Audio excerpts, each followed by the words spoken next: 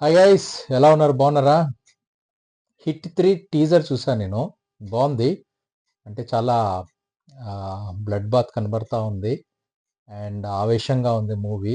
So maybe నానికి ఇది next hit అనుకుంటా, డెఫినెట్గా.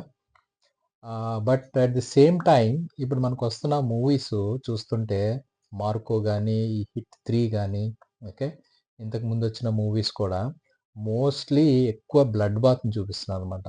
ఓకే, ఆఫీసర్స్ కూడా కొంచెం బాగా కోపంగా ఉండి వాళ్ళని కొట్టేయటం, ఇలా చేయటం చూపిస్తూ ఉన్నారు. ఇదేమైనా మరి అప్కమింగ్ ఐపీఎస్ ఆఫీసర్స్ లేదా అప్కమింగ్ పోలీస్ పర్సనల్స్ పైన ఏమైనా ప్రభావం చూపిస్తుందా?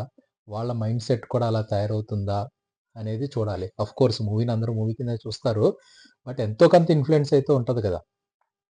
సో దీని గురించి మీరేమనుకుంటున్నారు?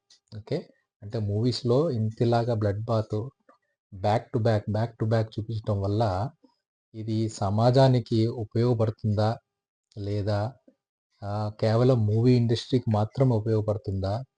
మీరు కమెంట్ చేయండి. Thank you guys.